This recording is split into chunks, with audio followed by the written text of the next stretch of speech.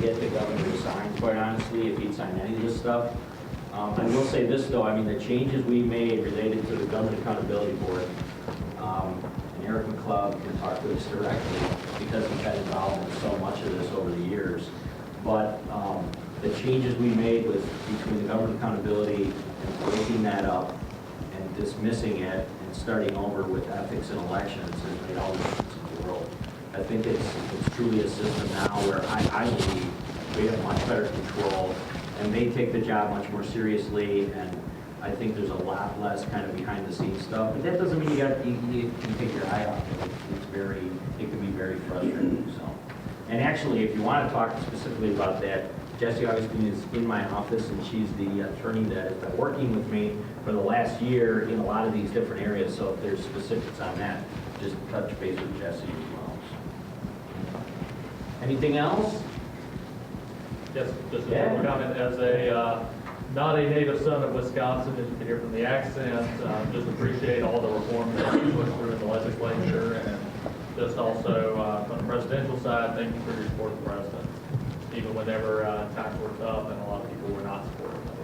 Yeah, I mean, you know, part of that was being pragmatic. When Reince Priebus came out and said that, you know, Donald Trump was going to be the candidate, I had public discussions with him over a period of time. We're all in. It said to me, you know, here in this case, that we needed to kind of identify the certain parts of the state where we thought Trump could be effective. And we were able to work with the party to make that happen. You know, Mike Duffy at that time was the executive director who's on D.C. right now working in the White House. And, you know, there was this kind of mindset that, you know, after Ted Cruz had won the state, that right off Wisconsin. But they didn't do that. The RNC didn't do it either. They kept plugging away, and you could see the numbers shifting. You know, the only anchor that we had at the time was Charlie Sykes, you know, broadcasting every morning on TMJ, just pounding on the president. The ironic thing is, though, he was delivering a message that also said, don't punish U.S. Senator Ron Johnson at the same time. And if you look, and I've seen a couple presentations, one by Joe Hander, who just did one a couple weeks ago that I saw, where it shows the difference of where Ron Johnson got the vote in those counties, the wild counties. And I take that even further out, Dodge, Jefferson, and certainly when you go kind of even to the south of Milwaukee, where the difference there, and this is what's critical about the Marquette poll is that's starting to soften. We're getting some Republicans.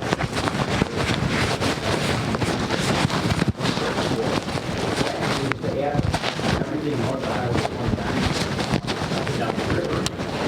You can do that. I think you can understand.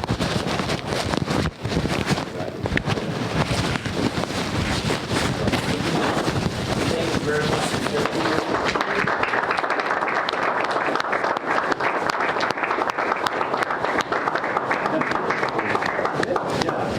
So invite Justin over.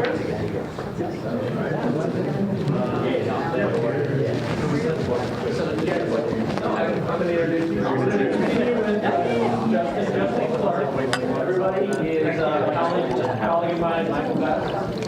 He's also senior counsel for the President's election. Thank you. And has deep history, started out as a trial attorney. Started his own firm in Connecticut, I believe. Then worked on the governor's race in Connecticut, where It's good to find a teacher.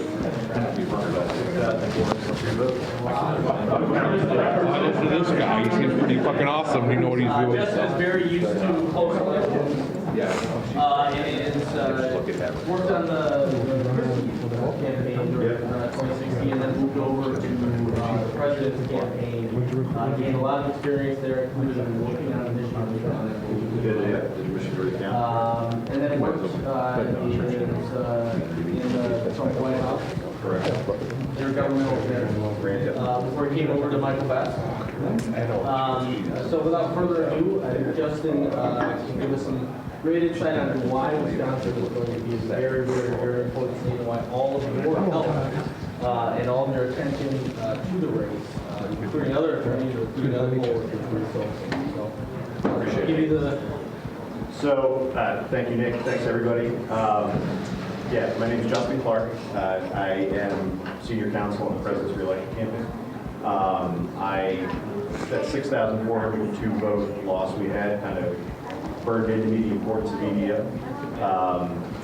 It was a 1.1 million votes cast, 6,402, a lot of shenanigans, which always keeps you up at night.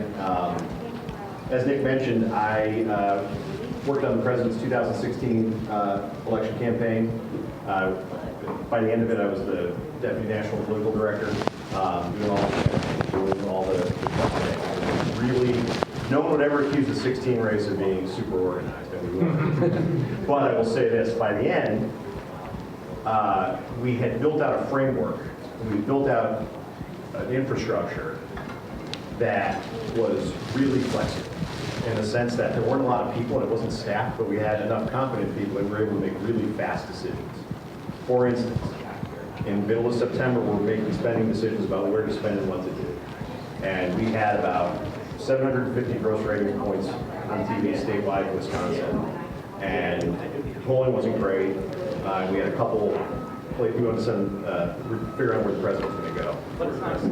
And we decided, me and Brad and Bill Seppian, hey, you know what? We're just going to keep the TV on there and we'll keep sending him there until she does something in this thing. And then we'll reassess, which she never did. But it just goes to show you, we were able to be flexible about the decisions we made. So fast forward to coming to the White House, ran intergovernmental affairs in the Office of Public Liaison while I was there. Bill Seppian ran the Office of Political Affairs in the White House. Those are kind of the only three outward-facing offices in the White House. We set those up, ran them through the midterms, and the president sent us out over to re-elect to organize it, set it up, do all the budgets, come up with everything, hire folks, and take a kind of a big step back to do a couple big ticket items. One of them is kind of the path to 270, right? How are we going to win? How's the president going to win the election? Number two is, what are all of the things that nobody thinks about, nobody cares about until it's too late in an election? And just kind of like sitting back and thinking about those and structuring them. And one of those things is we set up a delegate and party organization shop separate from the political department. And Mark will appreciate this. Like, we do all of the ballot access, all of the delegates, all of the everything, so the political department doesn't have to do it.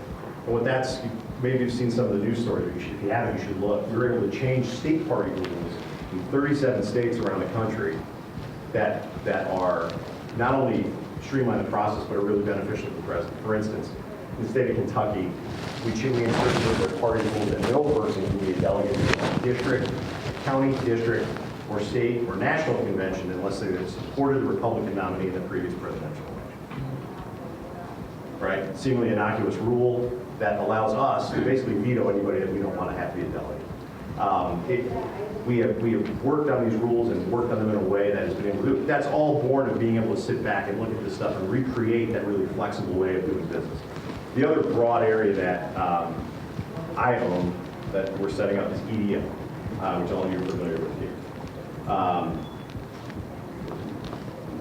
The strides you have made with respect to election day and voting and mechanics of voting in Wisconsin are miles ahead of most other battleground states in the country, right? ID rules, voting machines, the way you structure your election.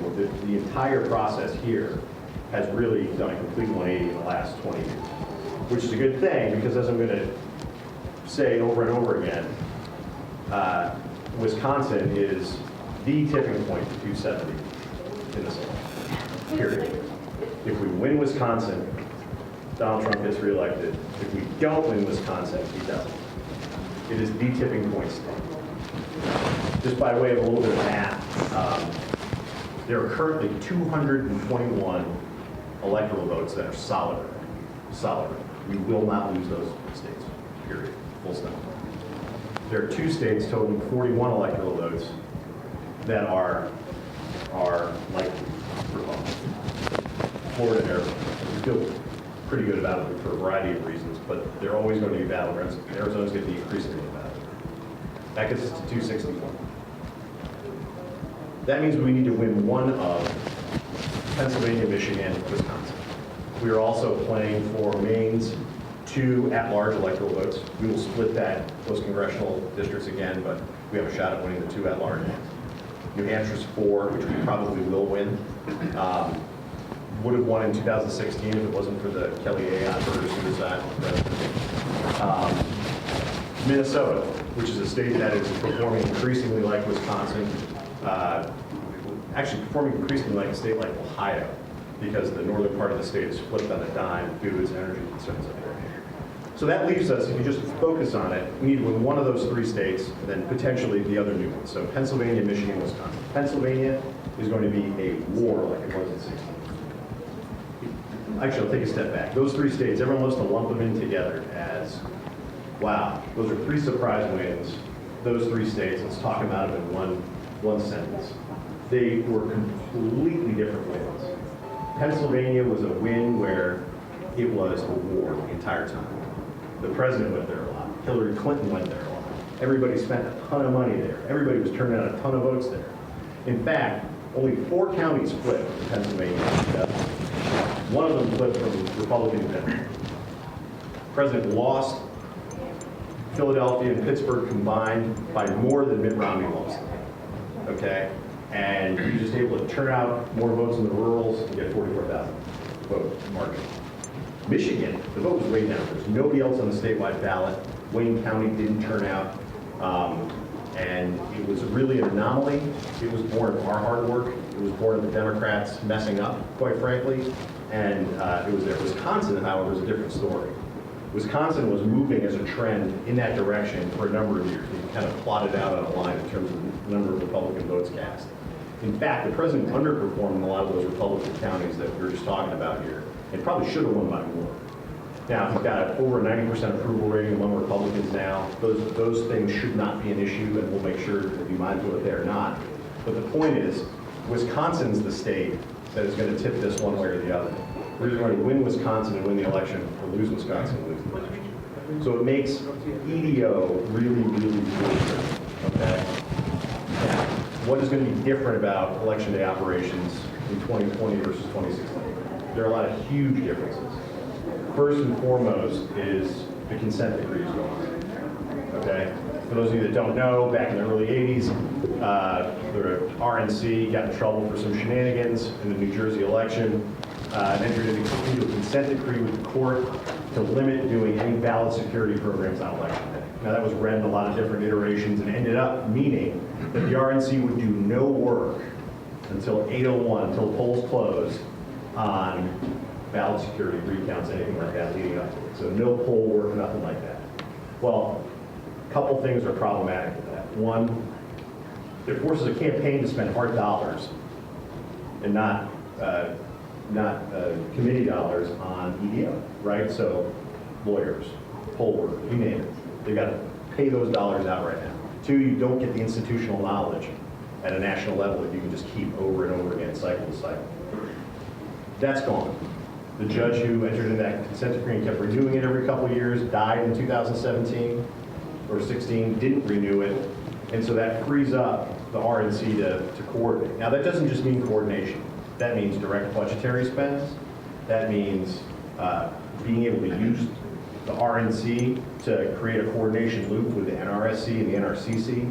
It allows us to all basically be in a room at the same time now, as opposed to right after the election trying to figure it out, working together with the president's reelection campaign. It's a huge, huge, huge, huge deal. We've got a multi-million-dollar budget with the RNC. We've got a multi-million-dollar budget at the campaign dedicated only to EDO.